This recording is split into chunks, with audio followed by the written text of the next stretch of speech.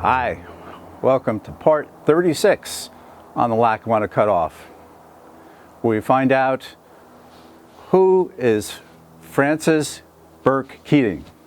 Hi, I'm Chuck Walsh, and we're here at Blairstown Station in Blairstown, New Jersey. I'll explain at the end of the video why we're here, but I'm just going to give you a little bit of a hint that, well, this is the Lackawanna Cutoff channel, so if we're going to be talking to Fran, or Frances, or Franny Burke Keating, there must be some relationship to the Lackawanna Cutoff. And there is. So here we go. Is an interview with her and her husband, Dominic, Dom Keating, at Johnsonburg Station, or Johnsonburg General Store. And at the end of the video, at the end of the interview, we'll be back here and I'll tell you some more stuff. And we have something special planned for you after my closing of the video. Do you want to start it by asking her a question? Yeah, sure. Go on. Well, first of all, who are you? And you have some special connection to the construction of a couple of cutoffs that are known by the name of the New Jersey Cutoff and the Clark Summit Halstead Cutoff. What's your family connection there? Well, my name is Frances Burke Keating. So my maiden name is Burke, and my great-grandfather is Timothy Burke, and my great-uncle is John Burke. And they worked on the New Jersey Cutoff. I'll give you a little bit of history. I believe they emigrated to the U.S. from Wales. They're Irish, I've always just said, from my calculations in the 1850s. Would that be right? Probably. And then they were laborers and masons, and then they did some work on the, building an aqueduct in the Catskills. Then I believe Worthington Scranton, my husband Dom knows more of the history than I, secured their services to build the Lake Scranton Dam. So they were in New York, then they came to Scranton, the two brothers. And they built the Lake Scranton Dam that is ultimately the Lake Scranton Reservoir. Okay. So from what I understand then, they took these profits and they purchased the Music Mountain outside of Scranton, put in a single gauge rail line, developed it into a resort, and they ran this train from Dunmore up to, 8 miles? Right. To Music Lake. What year is that? That would be, let me just check. Okay, I think it's 1905 till 19... It said 1882 that they built the lake. That's what it said. Yeah, that's when they built Lake Scranton. Scranton. But I think it was after the turn of the century when they built the railroad from Dunmore, from a streetcar connection in Dunmore to Music Lake, which is a rise and grade of about 1,100 feet. It was an amazing accomplishment, engineering-wise. So at any rate, it eventually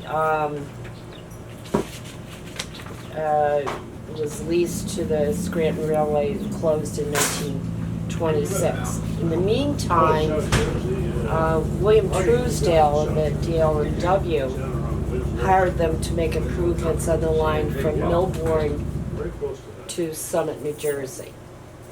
That was the first connection, I believe, with him. And That's any idea what the date is on that? I think it was along the same time as the just before the cutoff. Yeah. It was before the cutoff and during the Music Lake because they were still Railway that was going up there around the same time. Then it could have been, I don't know, it was sort of mixed up here, but along the same time, and then they got hired, Truesdale hired them from, what, 1908 to 1911 to build Section 1 of the Lackawanna cutoff, right? Which Is would that have been correct? Port Morris to roughly, I think, around the bridge in Route 605 in Byram, which is, I think, like 2.5 miles. It That said part it- actually has 3 track miles. on it. It said it's 2.5 miles. Yeah, it was a short Yeah. section. Why that was short? Because most of the sections were either 5 miles or 4 miles. I mean, they varied in length, but that one was unusually short. I'm not sure why they would have done that. But then there's another Burke that's also working at the same Yeah, time. see, let me get my dates correct. Actually, after they built the Lake Scranton Dam, then they did the improvements from Milburn to Summit, New Jersey, after the dam was built. Milburn to Then Summit, okay. Truesdale came in after that job. Then they did the improvements, as I just mentioned. And then I believe after that, the Moosic Lake Railroad was incorporated in 1902. So that would be after. And then in 1908 and 1911, they did that Section 1. But there's Section 5 that another Burke is involved What with. happened is they were a partnership and they broke up over what we really don't know, probably having to do with the work on Section 1. They broke up, and then my great uncle John formed another company, Hyde, McFarland, and Burke, and they worked on Section 5. Okay. So they split up, but they worked together on Section 1, and then my great uncle worked on Section 5. And then later, because that ends in 1911, 1912, they're involved with the Pennsylvania cutoff, are they not? Yes, according to my father, who is not known to exaggerate, which would be the Nicholson Dam and everything, they got in, we researched and we found out that they bought a big interest in a concrete company, and I believe it was in Arizona. And so they got into reinforced concrete, which was a new development. So obviously, William Truesdale was aware of this also. So, according to my father, my great-grandfather was very involved in the record keeping as a grade of the Nicholson Bridge, and we found a picture of the opening of the Nicholson Bridge, and there's William Truesdale, and right next to him is my great-grandfather. And we believe a lot of the contribution was this reinforced concrete, which was becoming a new development, and you had to be very expert in it, and obviously that was all concrete. And a lot of the viaducts and the underpasses from, I don't know, from New Jersey up through to Nicholson, I know that they're my great-grandfathers. They're dated the whole 9 yards, and they're still there, and they're still standing, Right, yes, they which are. is amazing. It truly is 110 amazing. years later. So, at any rate, from what I don't have a lot more history other than they lived on their wealth or whatever, and the company continued. Timothy Burke Incorporated, my great-grandfather's company, continued, and they were into large construction projects. And then eventually my father took it over and they got into strip mining. And it continued on until the end of anthracite, until the 1950s. Okay. So it continued on from there. And that's about all I know. I wish I had more information. Dom knows a lot more than I, but it was quite an interesting heritage, that I have. and the fact that I am a living or descendant of two of those that were part of building the New Jersey Code. The Lackawanna I've Code. never met anybody who had any lineage, so How you're the about first that? one. And yeah. so my name is Burke. Burke, yes, that's a very, that name's familiar Yeah. in the Lackawanna So- cutoff terms, yes. So I'm thrilled to be here and contribute, and I learned a lot because my family didn't, for whatever reason, didn't really discuss it much. It was just, I don't know, we were always aware of it and we didn't think it was any big deal. And then when I got connected with Dom and his knowledge of trains and railroads, it was like, wow, this is a big deal. We go up to the Nicholson Bridge and it was like, oh, well, this is nice. And my father said, well, your great-grandfather built this.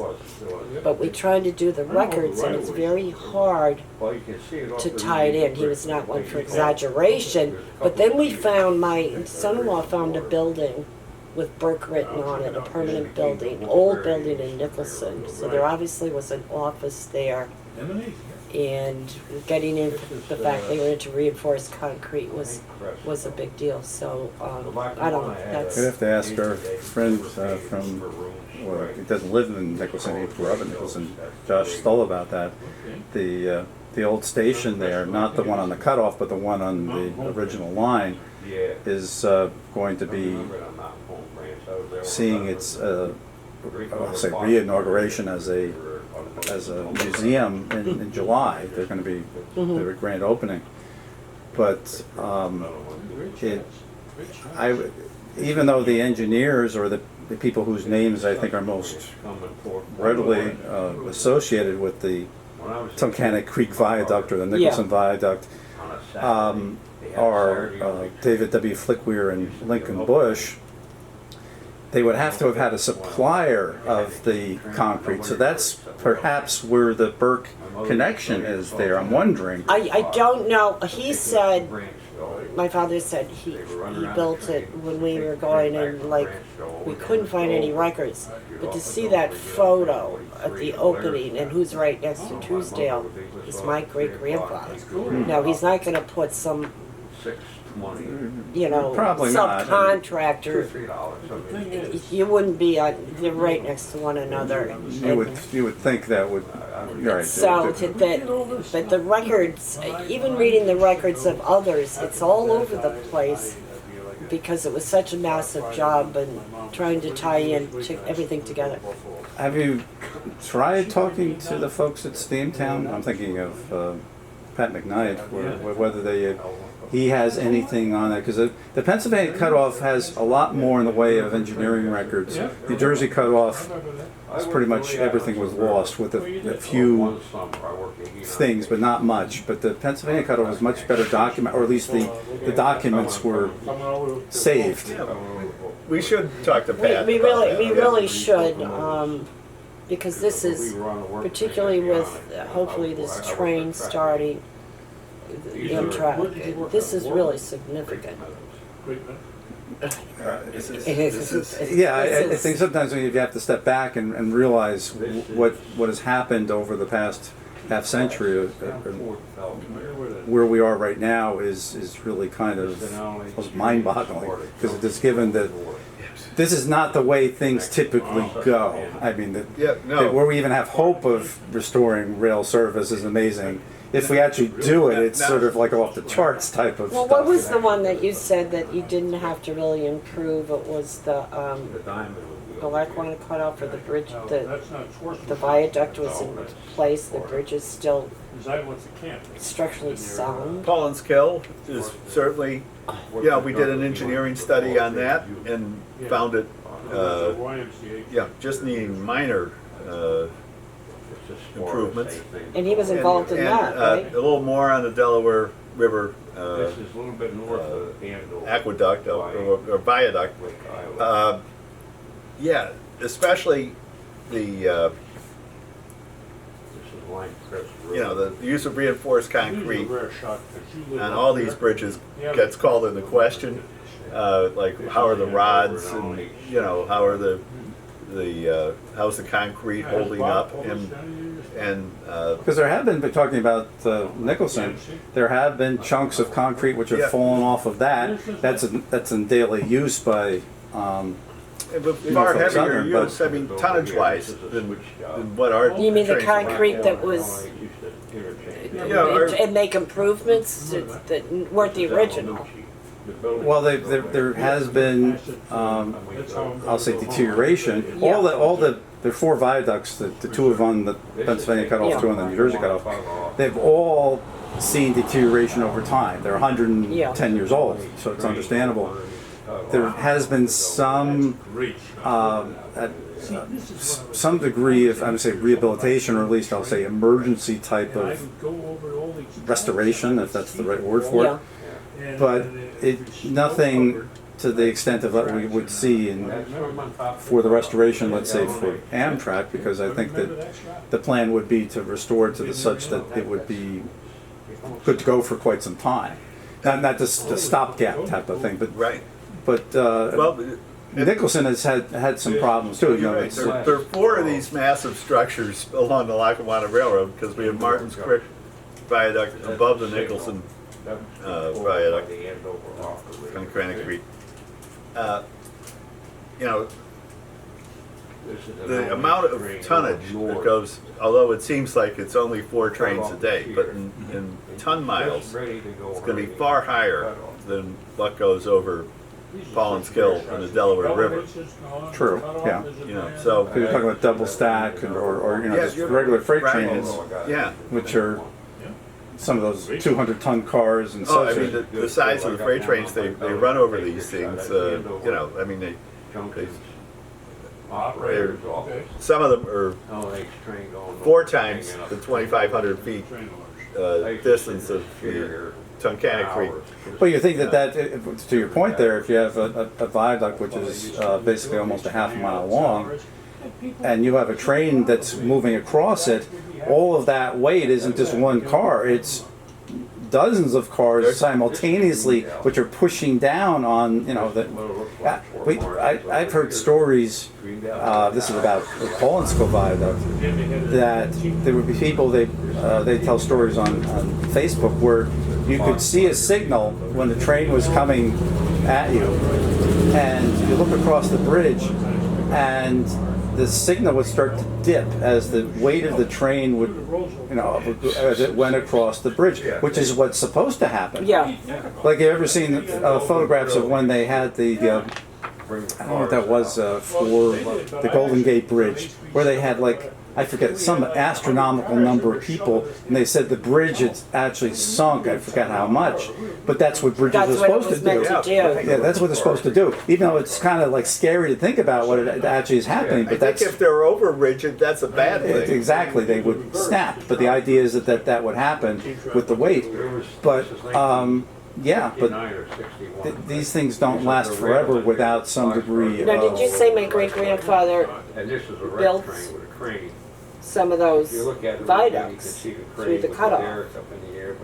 You said, you were telling me that it, Well, he definitely built in the Oranges too. In 1902 and 1903, he was a contractor on separating the railroad from the surface, you know, making it an elevated Yeah, the grade track. crossing elimination. Yeah. but you said there was some viaducts there that you didn't have to pour a ton of money into because they were structurally sound, and I thought yeah, you well, referenced that he was involved in that. Right. So people have tried to kill our project by mentioning that the Paulinskill and Delaware River bridges would have to be replaced. And that came from PennDOT. That was one of their, and not recently, but you know, 8 years ago.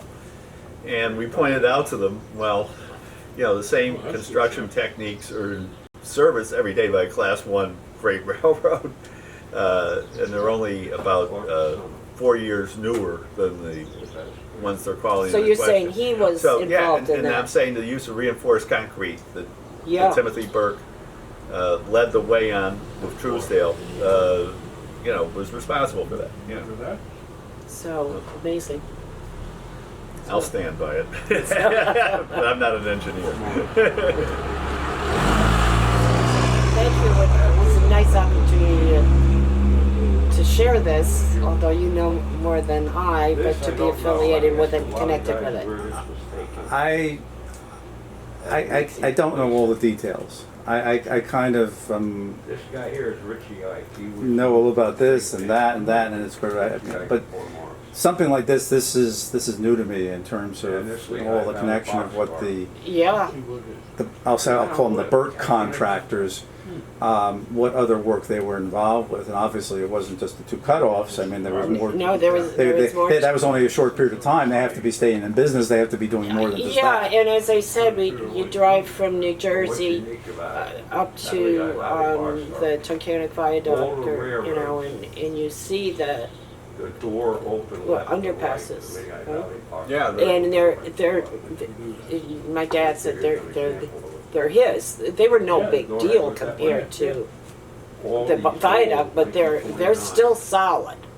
Yeah, They're still working. arguably maybe overbuilt, but even so, I mean, They're narrow, but they're solid. that These was one of the trains are running complaints. on them. That was one of the complaints, that they were narrow, but that was Yeah, they right. were built at a time where Well, the cars were, you know, yeah, they were, or in some cases where they're horse-drawn. I Right. mean, We still have an underpass in Chinchilla, Pennsylvania, which is we were there.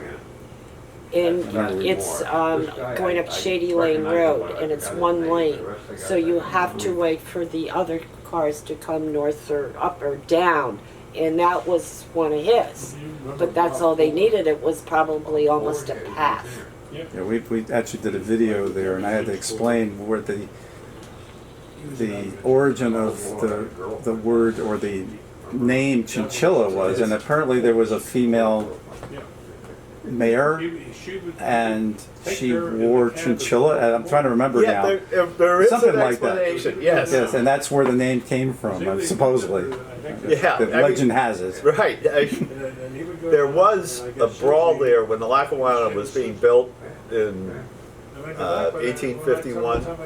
It was Irish immigrants who built it, and they were camped out in two camps. They were the Far Downers from Donegal and the Corkonians from County Cork, and they hated each other. And they had a It's brawl. interesting. You think the Irish would all Right- like each other, right but it there, didn't work and- that way. And they, you know, and three of them died on a Sunday afternoon. It was supposed to be a nice social event, and they were fighting each other. And you know, Well, you mentioned Worthington, Scranton, because the Irish were looked down on, perhaps all over, but northeastern Pennsylvania. But he sort of put the Burkes on the map because they were the first Irish, my great-grandfather, that were invited into the Scranton Club. Because, you know, as I said, you had those off the you know, yeah, the DARs and everything. and you know. then you had the Irish. So he This is true. recognized them as they're very significant, and would that help So with they the broke, Irish they, on in the a sense, broke, if you want to use the term glass ceiling, if that's yes, right. something like that, yeah. exactly. Being admitted to the Scranton Yeah, Club as that Irish he- Catholics have been The fact that never he's bringing happened. these Irish masons in to, you know, build the Lake Scranton Dam, and then all of a sudden it took off, and then obviously they were very talented and very entrepreneurial. I wish it trickled down. So to have some history here is exciting. Thank Okay. you. Great. Well, no, thank you. Thank you very much. We made it to the end, right? Okay, here we are back at Blairstown Station. And of course you found out who Fran Burke Keating, Fran Keating is, related to the two Burke brothers who built the Lackawanna Cutoff, the New Jersey Cutoff, and also did some work in Pennsylvania. Now, Timothy Burke worked on Section 1, which is a section right at Port Morris, which is quite a distance from here. But Section 5 we're right in the middle of. And in fact, John Burke, or part of Hyde, McFarland, and Burke, built this section, 5-mile section, which included Blairstown Station. So John Burke, or his construction company with Mr. Hyde and McFarland, would have built this station. So that's the direct connection to where we are right now. Of course, Blairstown has been proposed as a stop for Amtrak, should Amtrak come in a few years. Probably would not be using the station itself, the historic station. Probably will build a platform area, parking and such, but probably would not be using this actual building. And then the special part that I mentioned about what we're going to do, we're going to show you photos set to our favorite tune of Section 1 and Section 5, but also Section 5 of the Pennsylvania cutoff, because that is where Mr. John Burke had actually done some additional work with Mr. Flickwir and Mr. Bush. So that's the connection to the Tunkhannock Creek Viaduct, because that was part of the Section 5 on the Pennsylvania cutoff.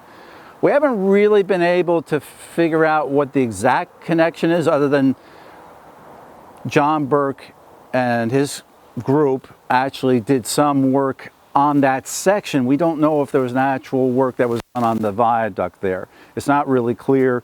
We did manage to get 600 or 700 pages of various documents from Pat McKnight from Steamtown, but there's nothing conclusive about exactly what the relationship was to the Tunkhannock Creek Viaduct in Pennsylvania. Nevertheless, it's an interesting thing to know that, well, maybe there really was a connection, or maybe there wasn't. We don't know. So that is the end of part 36, except, of course, what's coming after I stop speaking. But I hope you look forward to part 37, where we'll be talking to Mike Wickman from San Antonio, Texas. We talked to him down there. Part of that particular interview was included in part 35, but only probably less than a quarter of the entire interview. So you'll get the whole interview in part 37. So, hope you've enjoyed this. Certainly look forward to our next video on the Lackawanna Cutoff channel.